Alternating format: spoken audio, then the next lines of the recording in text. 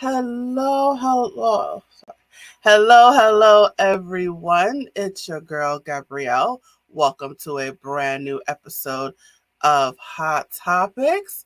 Let me tell you what this show is about. This is a show where we like to have real talk about real things. We like to talk about things in education, employment, mental health, physical health, self care, or anything else that is steamy. This show is all about having open dialogue about things that we keep to ourselves or we talk about in our circles or we don't really put out there. But we're taking all that and we're putting it all out in the open. But all of this is not just for gossip, but it is to educate you. So I want you to learn something from these shows as it's a part of my company and Step Ahead Tutoring Services.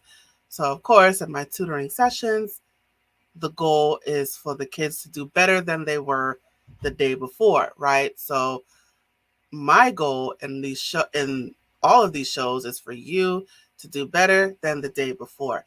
And today, I am bringing back a topic and my guest. So let me tell you what that topic is that I'm bringing back.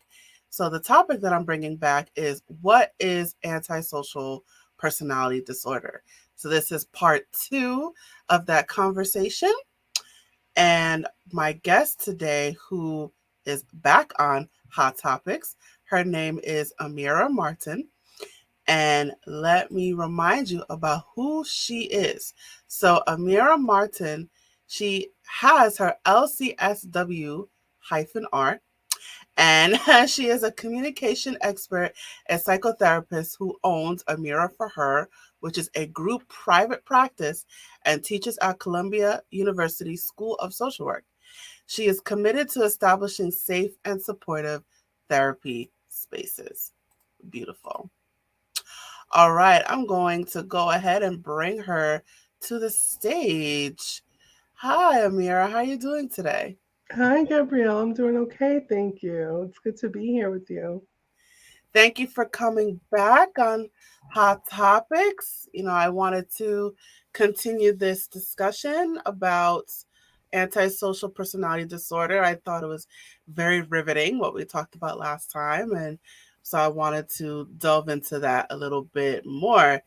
Terrific. So, if you wouldn't mind, I'm just gonna have you do like a brief overview of what antisocial personality disorder is. Absolutely terrific. Absolutely. So, antisocial personality disorder is a mental health condition, right?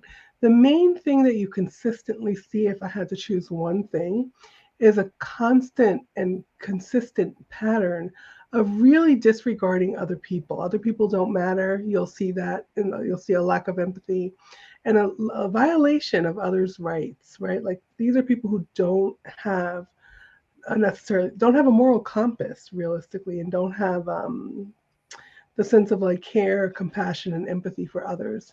Some of the things that you'll also see are, besides a lack of empathy, are like deceitfulness, impulsivity, disregarding societal norms, disregarding rules. The rules don't apply to them.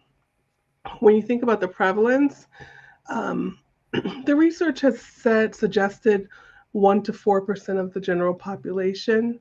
But honestly, I have to say, as a psychotherapist and as someone who has been in relationship with someone with antisocial personality disorder, and the commonalities that I've seen across, you know, just across the board as a therapist, I really think it's significantly higher than that. I would say probably, if I had to guess professionally, my guess would be around 10% of the population. It's also diagnosed more in men than in women. Um, so that's what antisocial personality disorder is. Thank you for that Mhm. reminder. So on the last show, I also wanted to reiterate that there are common there's more layman terms or more common terms for Yes. antisocial personality disorder. Can you go into that more? Absolutely. So the common terms are psychopath and sociopath, which are sometimes really looked at in a clinical way, right? So someone with psychopathy, right? There are two ways to have psychopathy. One way is to inherit it genetically, right? And these people actually, when their brains have been studied, there are differences in their brains than the rest of the population's brains. And then the other way is by how you are treated. So they're considered type 1 psychopath and type 2 psychopath. Type 1 being the genetic, type 2 being based on how you were treated. A type 2 psychopath is also considered a sociopath. All of this falls under the umbrella of the clinical label, the clinical term of antisocial personality disorder. Thank you for that. Yeah. So now I wanted to I wanted to see if we can demonstrate what it looks like to the common person, right? So, Mm-hmm. as you were talking last time, um, I was just thinking about the portrayal of psychopathy and sociopathy in television shows, right? And I think a Mm-hmm. very popular one is pretty much all the Law and Orders, the Law and Orders, the Criminal Mm-hmm. Intent. I love my cop shows. Um, Criminal Minds is another one. Oh, Criminal Minds might actually be the best example because that's pretty much all that they do. But Mm-hmm. it's like the psychopath is the killer that doesn't care about people. They're usually serial killers. Um, they're it's like they have no regard for human life, or they're usually like there's a torture chamber and Mm-hmm. arms and legs and Right. so In there's somebody's basement, right? yeah they have a Yeah. mask on, or so there's this portrayal of psychopaths um in terms of this disregard for human life, right? And so we have to lock them away. And there's also Mm-hmm. the portrayal of sociopaths. Um, and I mean, like you said, like they usually become that way. Mm-hmm. So this portrayal of sociopaths on Criminal Minds as well, in that it's someone has was abused when they were Yeah. a child, and now they're just angry and they hate people. Um, I think on shows it usually tends to be women who are sociopaths on the shows. They're Mm-hmm. usually this abused by men, and so they hate Yeah. men, um and so they're usually like they're killing all the men, or um they're trying to seek some sort of revenge against Mm-hmm. the patriarchy, right? So Right. Right. so I guess it's two different things I'm asking you. So Mm-hmm. focusing on psychopathy, what is your thoughts on, or however you want to go, the portrayal of this disorder in television shows? Yeah, for sure. So, I feel like when it comes to television shows, right, it's definitely dramatized in such a way to entertain us, right? And also realistically, if every woman who was abused by a man went off killing men, there wouldn't be any men left, right? Our population would die because no one would exist, right? Like when we think about the amount of abuse that really happens in our society. Um, So when it's portrayed on television, a lot of times what you see is just that, right? Someone who's a killer, someone who's extremely violent and willing to cause someone's death, someone who wants to torture and maim other people.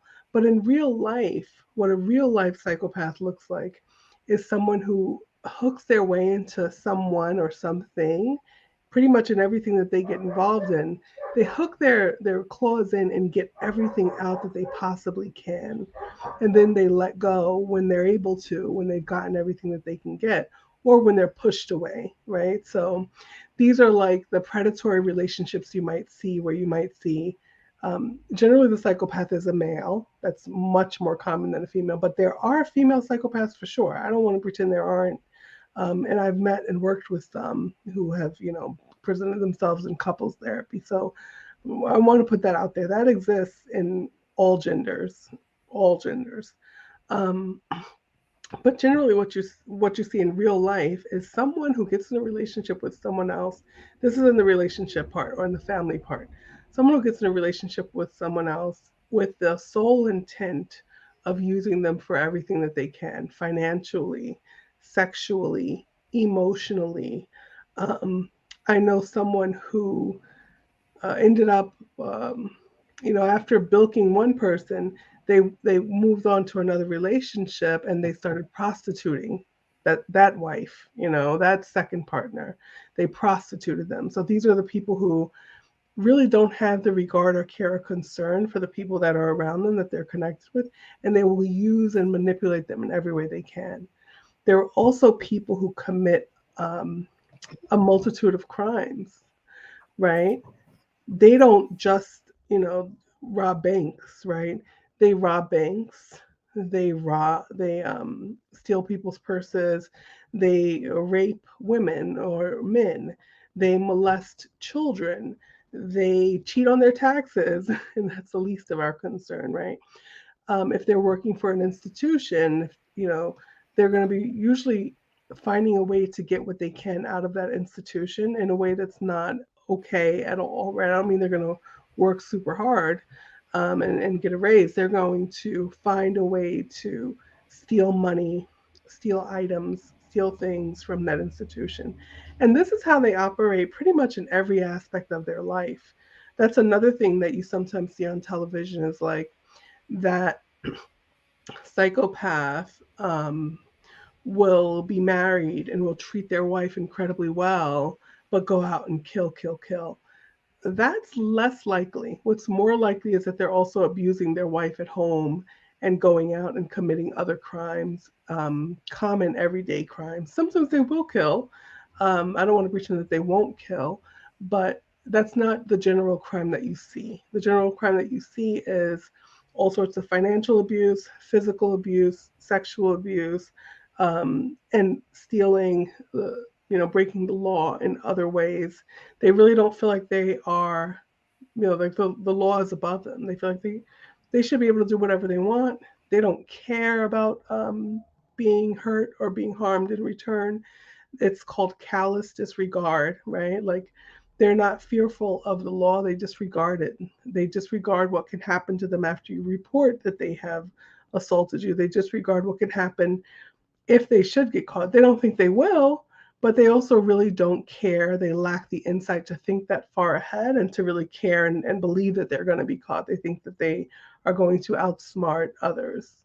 So that's kind of, those are some of the differences between what it looks like in real life, which again is a multitude of everyday crimes, and being in relationships where they actually use others, being in a workplace where they rip off the institution that they're working for, um, possibly pushing people into prostitution, that sort of thing, versus what it looks like on television, which is the person with the axe who's grinding up someone's leg, right? Another thing that is important to think about is that there are sociopaths and psychopaths among us every day, right? That 10% number that I believe is true. Again, the research says 1 to 4. I believe it's higher than that. I don't think it's researched enough. It's definitely a massive public health crisis because these people are committing, again, a multitude of crimes. And that one person, it's been studied, that one person who has one of these diagnoses impacts and shatters the lives of dozens of people throughout their life, and shatters to the point of, severe trauma, or not being able to recover from the damage that was done to them financially, physically, emotionally, sexually, all of that sort of stuff. So I really believe it's a public health crisis for those reasons, because again, these are high impact individuals who impact so many people in such a horrible way. And we don't research or talk about it enough, or this would just be common knowledge, right? So the other thing that I think is really important is that not all sociopaths and psychopaths are killers, right? A lot of these people, because of that desire to be in charge, to be the authority, to be, the one who tells others what to do, that's part of their desire. Because of that, they go into fields like law, like being an officer of the law, like being an attorney, like becoming a judge, um, CEOs, people who are in charge in organizations, people who work in even in higher management positions. Those are some of the people, those are some of the positions that they're attracted to. So you may run into those people and not even have a clue that they are a psychopath or that they're a sociopath. You just see that they're hella ambitious and that they don't seem to care about how other people feel when they make decisions. That's what you would see. Again, there's not going to be an axe on their wall. You just see them push, push, push, and not seem to really care much about others. They might be able to say, oh, yes, that's concerning. I'm so sorry. But you won't actually see that in their actions. So those are some of the differences. Thank you. Thank you for outlining that. Yeah. It's tough, when because what I know about it, you know, a lot I just learned from you just now, but also just thinking about the portrayal on on my favorite cop shows, they're all killers, right? So Mm-hmm. either killers or they're killers or rapists, or I mean, in order to get on those shows, you have to be some kind of killer, right? So Mm-hmm. they're usually portrayed as killers, but you're saying they're not all killers. They could just be, you know, your CEOs. They could be, the just I don't know, a simple grifter. Like would they also, I guess, would they Yeah. also be? Are they the people that like they'll date multiple people, but just to like I know I keep coming back to the woman, but like Yeah. women Mm-hmm. who just date men for their money, and once they get their money, they leave them for the next one. Would Yeah, that? absolutely. That could absolutely be part of it. Um, so just like dating a man for his money, that alone wouldn't be enough, right? Mm-hmm. And leaving someone, right? Like like regular people do mean things all the time and do hurtful things and uncaring, immoral things all the time. Um, but if they lack empathy, they lack regard for that person and the other people in their lives, right? Like if you see that persistent pattern of being a user, of being a taker, of being someone who doesn't emotionally connect or actually care about other people in the room, doesn't, have any real in depth concern for anyone, then that's more of a sign than just like that simple act of doing that horrible thing to someone. So you might see that they go and they find a mate and they present themselves as like um, part of what they do is they also mirror you when they're looking for a mate. They look for a mate who can support them financially or who they can get a lot out of. And when I say they mirror them, they act as if they look at you and they study you and they see what your personality is like, and then they present the same persona, right? So that you feel as if you found your soulmate. That's part of the trickery that they do in the beginning when they're looking for the next victim. So that woman who doesn't want to work, doesn't have any ambition to work, that's another potential symptom that you can find. There are different sorts of sociopaths and psychopaths, just like there are different personalities and people, right? So there are a good number of them who don't want to work, don't feel that they should have to work. If they have to work in any way, they have to be in charge, right? So that can be finding a way to be in charge in an illegal way, the prostitution, drug dealing, being in charge of a gang, being in charge of a bank robbery team, whatever it might be, or legal ways, right? But when they don't want to work, when they're that sort of person, you will see them go and find a mate who they can use, and they look for mates who have really particular qualities. And these qualities are cross gender, right? So they look for somebody who's highly empathic, highly educated, has attained a lot in their life. Um, all of these really specific traits. And Sandra L. Brown is a psychologist who has studied these traits, and she knows a lot about, has written books on what they look for and how they actually do this. There's actually like a whole process. So one of the things that they do when they're looking for their next victim, right, is they'll go up to someone, say at a party, and say something, and they'll have start a conversation, and then they'll say something that really tests that person's empathy. So they'll talk about how, when they were 6, their brother got hit by a car and it was like the hardest time in their life, but blah blah blah, right? Like totally inappropriate for like the first 15 minutes of talking to someone at a party, but they're going to find a way to assess their next potential victims empathy. If they get a highly empathic response, or it might even, they'll often do that initially, but they'll, if they don't get the chance to do that initially, you can believe on that first date they're asking, they're putting stuff out there to test your level of empathy. And if they get the response, they get that highly empathic response, it's like, okay, this might be a good one, because I can do all the horrible shit, not work, lie about everything, pretend everything. They're probably going to believe in me because they believe in people in general and they have this positive, optimistic, hardworking outlook. And eventually, when I do take off my mask and I show the monster that I am, it's probably going to take them a little bit longer to get there. And they may even try to help me to work through being a horrible person. So they're really looking for a really certain type of person that they can dig those claws into and use and abuse. Um, a lot of times, it won't be that they decided to move on to their next victim and they leave you behind. It'll be that you realize what happened and what's happening and you figure out a way to get out, right? You fight your way out, you do whatever your way out, and then they have to move on to a next victim. Of course, of course. So now, so now, how? I'm just wondering, like, if you have the boss that's like, I have to meet all these quotas, or else I'm gonna lose. So I'm gonna lose funding. So, every you're gonna work, for a month straight, no sleep. Like they're really like driving you to the bone, like, or you're not allowed to take bathroom breaks or whatever.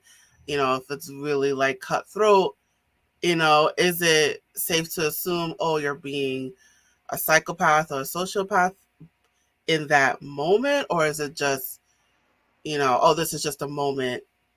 I guess what I'm trying to ask Yeah, is it easy to say, oh, you're being a psychopath if something is happening within a particular moment, or like, oh, can you be normal and then be a psychopath for 30 days and then go back to normal? Like, right. No, I hear what you're saying. yeah. Well, being a psychopath is a permanent state. You're never not a psychopath if you're a psychopath, right? Because you literally can and don't feel and express yourself and have all the feelings that other people have. Um, so could someone be basically a normal person and be hella abusive for a month if they are, misguided, mean spirited, immoral, or just being a horrible person? Yes, they can, right? Or if they're under a lot of stress and they take it out on everybody in front of them. You can be a healthy, normal person and be horrible to people around you, even people that you potentially care for, right? So it's not easy to see in that way, right? The real only way to see is a couple of ways, right? Number one is to like get their mental health record and take a look at it, right? Or ask them to go to a therapist with you and try to figure out what's happening. Or meet with their therapist with their permission if they have one, which they probably don't because they don't want help. Think that they don't care. Like they don't even have the effort to change anything or they believe they can or care to. Um, but you would normally see well, it's two things. One is that not all psychopaths are going to commit crimes or be mean. You can be a psychopath and just be blah about everything, and you might work really hard, you might be driven, you might care a lot about your career, you might get married, you might have children, you might try to create a good life for yourself, and you might notice that the way that you feel a connection to others is different from how you perceive they feel. You might copy some of their behaviors in social situations. You might have learned that when you were younger, that you don't feel things quite the way that other people feel. But it doesn't mean that you're going to be a monster. It doesn't mean you're going to be violent. It doesn't mean you're going to be this horrible person. It doesn't mean that you're going to abuse, rape, kill, pillage, none of that. Um, but there are some psychopaths who absolutely feel the urge to do those horrible, violent things from day one, right? From literally, being a 4 year old, a 3 year old, a 2 year old. You see them, biting other kids, attacking nonstop, and that is a normal biting phase, right? But then there's also like you see things that happen when they're 3, 4, 5, 6, 7, 8, 9, 10, 11, 12. Like by 12, they're, or 14, they're being diagnosed with conduct disorder and that sort of thing. So it's not that all psychopaths are horrible, like that abusive boss, but yeah, that abusive boss could be a psychopath. Would you know necessarily? No. If you see the one telltale sign that you see in a lot of psychopaths who are abusive in some way and who do like the criminal side of things is that they commit multiple types of crime because they're not really about trying to earn money to get whatever. It's like, how can I use and abuse in this situation? Ah, that's how I can use and abuse. Okay, great. So, in every situation that they go into, just like we carry our personalities with us everywhere that we go, they carry the elements of who they are with them everywhere that they go. So, everywhere that they go is a new opportunity to abuse, to misuse, to treat, and to try to dominate, right? That's what they're looking for. So if you have this boss who does those things, but then you also know that they're embezzling funds from the company, that that they've abused someone that they said they care about, that they like, you see other though that pattern broader, then that would be a sign that that person could have psychopathy, and doesn't have to, but could. So now, can you, by looking, can you tell the difference between a psychopath and a sociopath?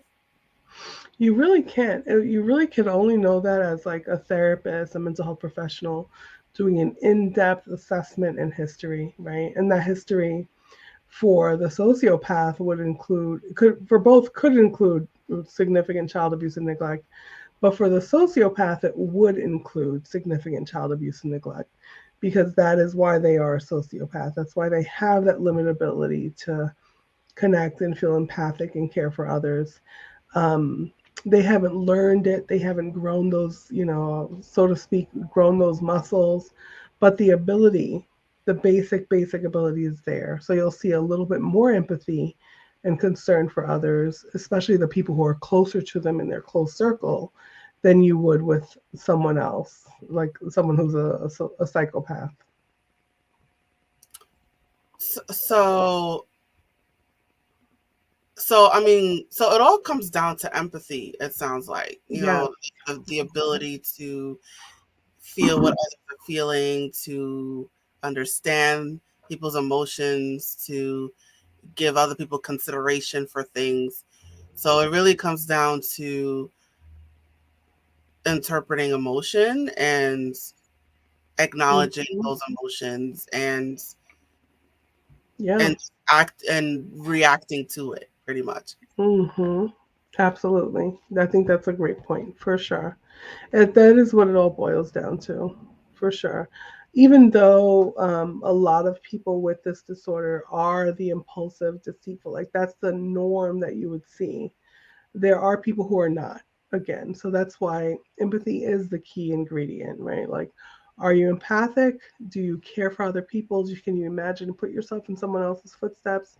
Do you love? Do you feel a deep sense of love towards the people who you're connected to? um, a sociopath won't feel that deep sense of love. Like they may feel some love, some connection, but or they may feel none at all. You know, so when you think about like, I know I think I mentioned that before, but like Lizzie Borden and how she like hacked up someone in her family in the middle of the night for no reason, right? Like literally not feeling an ounce of empathy or concern for the people that you have breakfast with, people who have raised you, people who have taken care of you all your life. Like not having empathy is a very dangerous thing. And then it's not only a lack of empathy, but it's a lack of remorse. So you can do any horrific thing and you won't feel a sense of guilt about it at all, right? So even like that boss or that person who's in a power position who is a psychopath and is not, harming people physically, they can do pretty horrific things in organizations and make these large cuts or do whatever needs to happen to make the organization work in whatever way they think it'll work better. And they won't lose an hour of sleep over it. They'll be fine the next day. They'll be fine for weeks. So things can be falling down around them. And they're just like, oh, okay, well, we'll try to figure out how to fix that. So is so now can psychopaths and sociopaths, can they love themselves? Because we're talking about empathy. If is it just they don't feel anything at all, or Mm, can what if they love themselves and say I love myself more than that's I a love you, and so yeah. I'm gonna get attend to my needs and my needs alone. So is Hmm. there self empathy? No, there's really not. So when we think of loving ourselves, like there's like so many layers to that, right? There's like treating ourselves with kindness. There is loving ourselves physically, accepting ourselves. There is loving who we are and our kind acts or the things that or our intellect or our ability to connect or our uniqueness, like whatever it is, right? Like all these really rich components of self love for healthy people, right? Um, but when you think about like someone who's a psychopath, it's not um it's not loving themselves in that same way, right? It's like my need, my desire matters more than anything else, right? Which is very different from like truly valuing and loving yourself, right? It's like my desire matters more than your life, right? So me wanting to have whatever I have, whatever I want to get from you, matters more than ruining your life, crushing you, defeating you, abusing you, maybe even killing you, right? Because I have this desire right now, right? So a lot of child molesters might even have psychopathy, right? Um, just people who do these horrible crimes because they don't care. They care about their desire in that moment and having power in that moment, having power overall. So, and also when it comes to feelings, right? So I know you asked about like, can they feel a wide range of feelings? No, they cannot. They feel anger and they feel depression, they feel sadness. And that's pretty much, they can laugh, they can find things funny, they can laugh about things, they find things funny or interesting.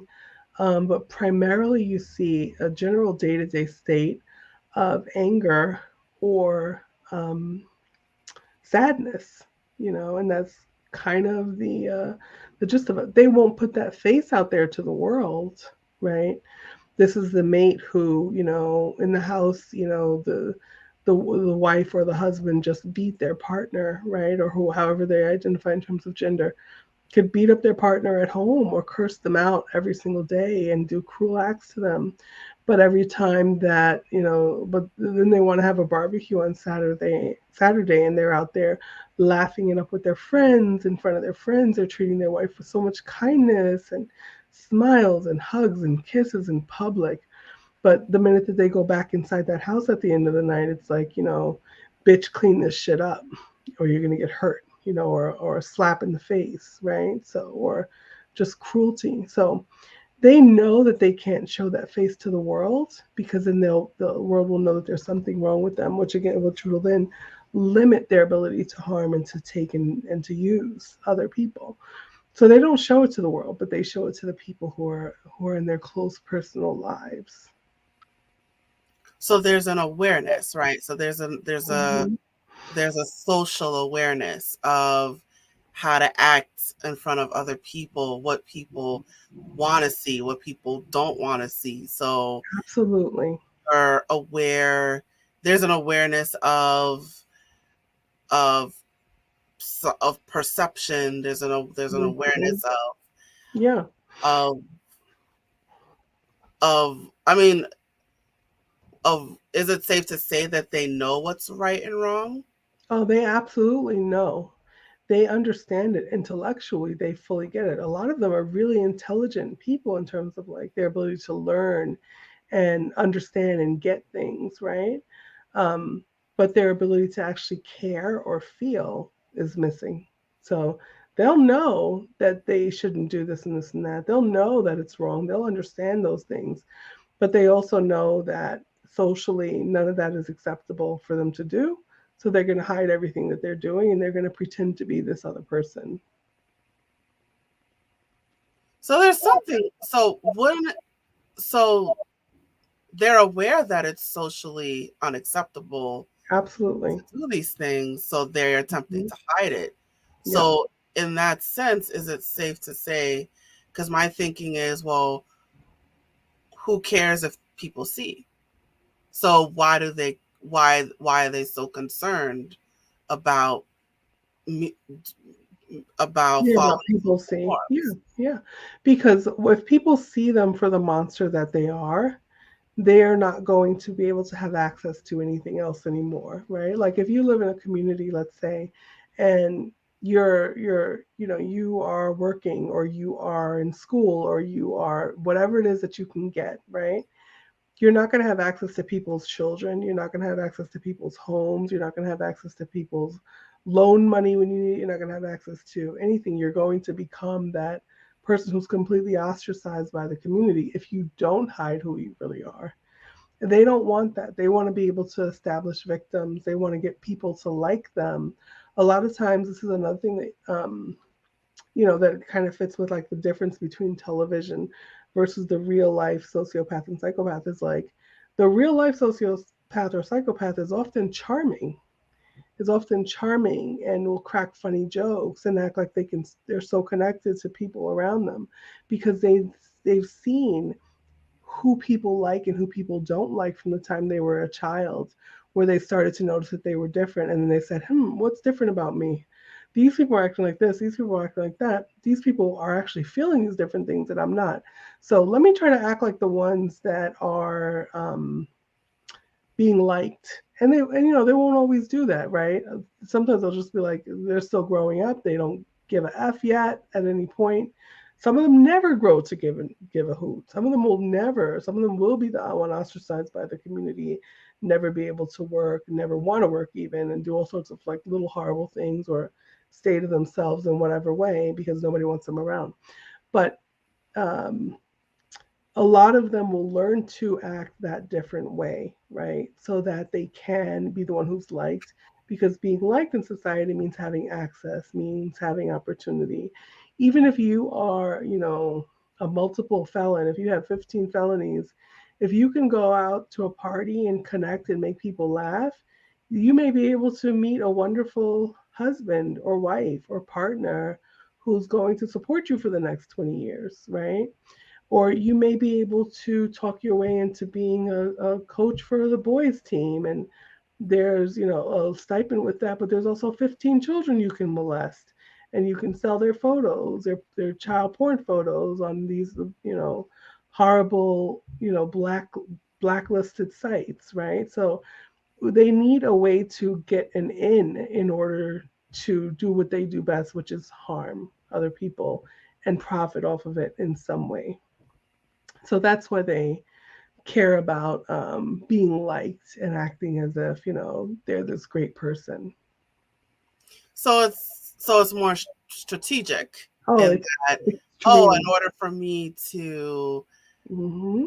get this money, get access to these kids, I have to act a certain way, because if I don't act that way, then I won't have access to it. So it's not so much, there's a little bit of care. It's just like, I in order for me to get where I want, I have to put on this facade. I have to put on this mask. Exactly. 100%. Yes. Hmm. Absolutely. And a lot of times, once they've gotten what they want, they'll drop the mask, right, and move on, right? If they're gonna go live in a different community and they did all these horrible things, they may be like, I don't give a fuck, bye. Like that's not uncommon for them to switch, which is also part of what's traumatic for their victims, is that when you get to know someone and you get to connect with them and you feel like even if it's a friend, whether it's a partner, whether it's a lover, whether it's a spouse, whether it's a boss, if you meet them in one way and they're kind and caring and thoughtful with you, when they drop that and they abuse you or they do something else, they abuse someone you know or whatever happens, and they drop that and you see who they really are, that's extremely traumatic for people because we want to know how we can expect to be treated by the people around us, and we come to trust and believe what's shown to us about people, and we should really, but unfortunately sometimes that's taken advantage of. So that's a very traumatic thing that people experience who have dated someone who's been a sociopath or a psychopath or even a malignant narcissist, which isn't quite at the level of like sociopath and psychopath, but they're also very similar in terms of like how they treat people and how they use the people around them in their lives. Hmm. This is all very fascinating. Mm. But so now what can we do? What's the answer? What's the solution? Yeah. So there absolutely is a solution, right? Number one is like if you know that you are a kind and compassionate person, be aware of being targeted for that. Be aware of being targeted by like the Bernie Madoffs of the world who are, likely psychopaths or sociopaths and will bankrupt you and your grandmother and your grandmother's grandmother and not care at all. And be aware of it in other ways. Be aware of it in terms of your romantic relationships and keep your guard up a little bit longer than you normally might if you're a trusting and open person with a lot of empathy, right? Consider it a red flag if on date one or before date one this person tells you their painful backstory, right? A person who is, a normal healthy functioning person is not going to start with their painful backstory, right? Hearing that painful backstory is a way for them telling it is a way for them to check your level of empathy and how you respond empathically. And if you're dating, again, take a little bit longer. Don't allow yourself to get rushed into commitment or anything like that. Give yourself the time you need to really get to know someone. Don't ever get married until after, a year at the earliest of dating, or even 2 years is really ideal, because it's another thing that they like to do is rush you into marriage, rush you into all of these different things under the guise of we are so in love and let's make this magic happen. They're mirroring you. You think you found your soulmate. You're believing all their lies. Time, giving yourself time is one of the most important things. And if you find that you're working for a psychopath or a sociopath who's doing anything harmful, just run. Get another workplace, right? Like seriously.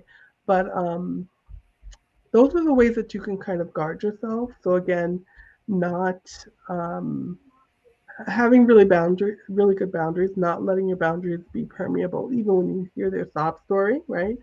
Considering a sob story on before date one or during date one, early on, any sort of a sob story should be a red flag. And just being, really careful with who you let into your inner circle.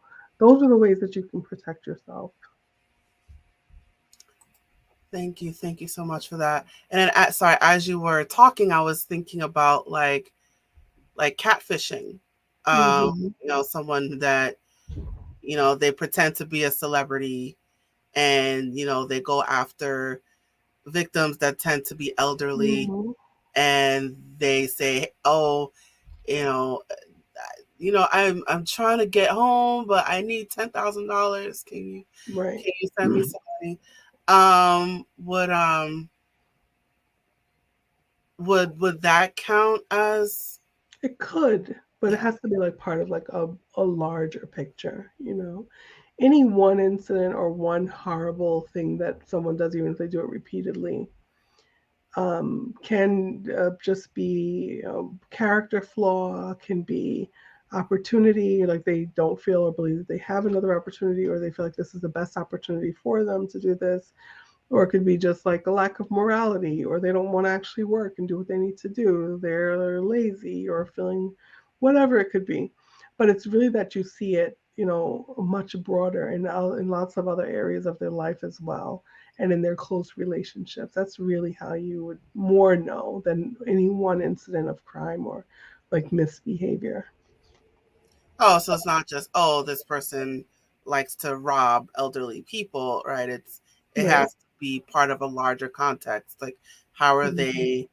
how are they as children, and how are they in Right. their other relationships, Right. friendships, workplace. Exactly. Exactly. Hmm. Okay, all right.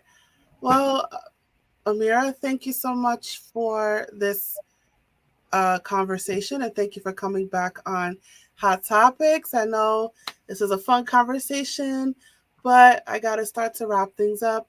So thank you again for coming on Hot Topics, and thank you for fabulous advice that you gave.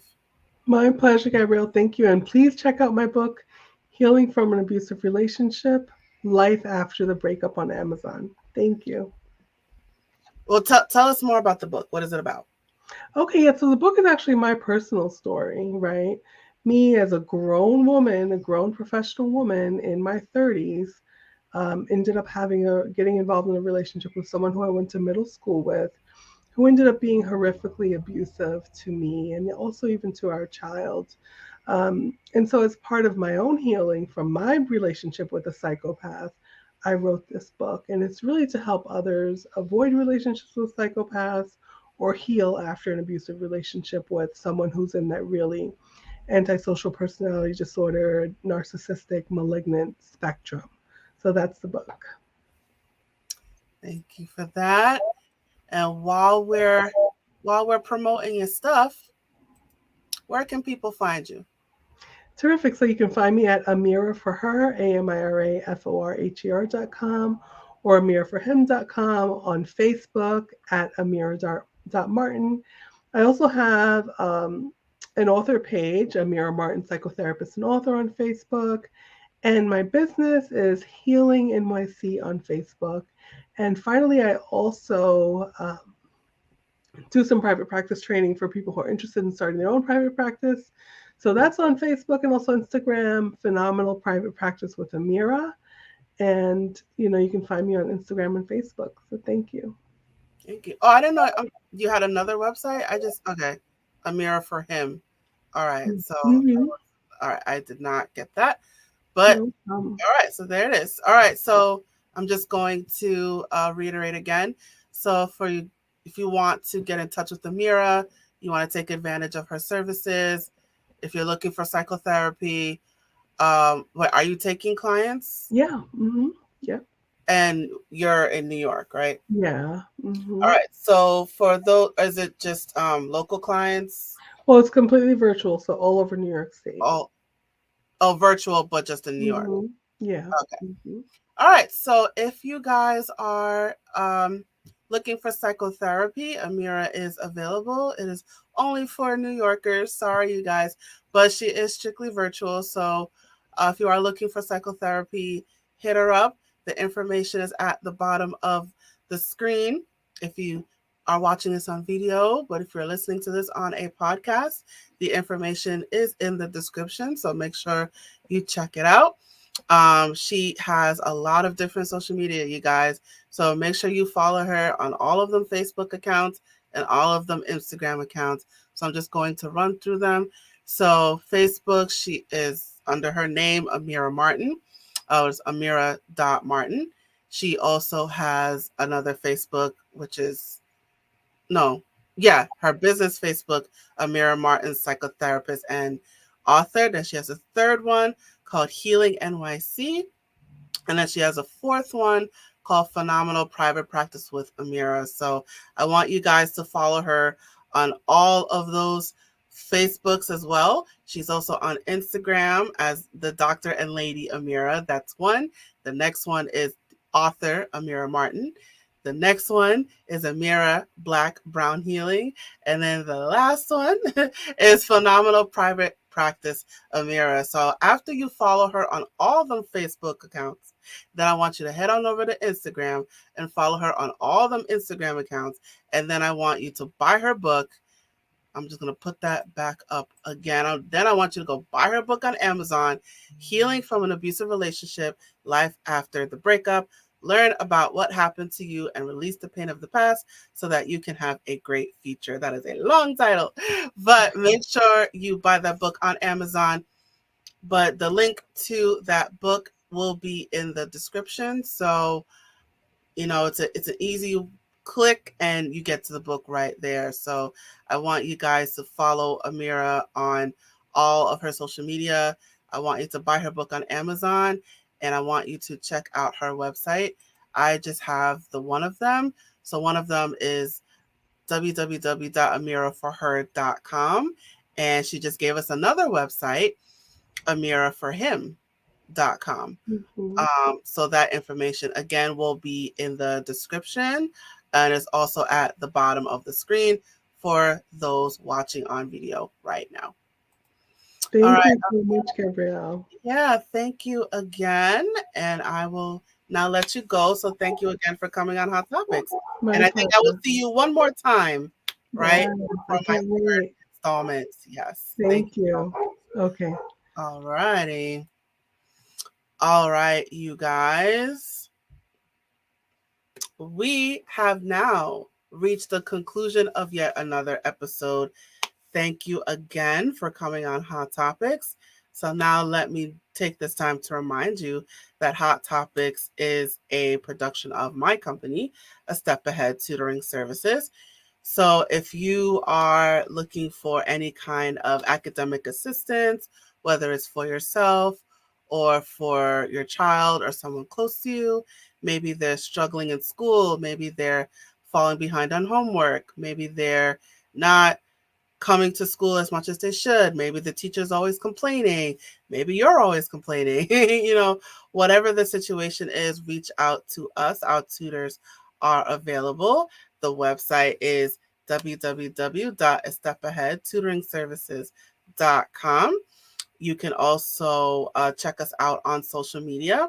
We're on Facebook, Instagram, YouTube, Twitter, Eventbrite. So we're also on WhatsApp as well if you want to check us out there. Just look for us. The name is A Step Ahead Tutoring Services. With the exception of Twitter, Twitter is a different name. It is ASATS2013. But if you just type in our name, A Step Ahead Tutoring Services, we will pop up. So follow us on social media, learn more about us. Again, I will give you that website one more time, www.estepaheadtutoringservices.com. So make sure if you are looking for them tutoring services, make sure you take advantage of those services. Reach out to us to get them services, whether for yourself or for your child. All right. Thank you guys again for watching Hot Topics. Don't forget to follow us and let us know your thoughts about this episode for today. Drop a comment in the comment section below or in the comment thread. Let us know your thoughts and help us out on the algorithm, you guys. So drop a comment in the comment section or in the comment thread, and don't forget to rate us on your favorite podcast platform. All right, you guys, thank you again, and I look forward to you joining us at the next episode. Thank you again, you guys. Now I am signing off.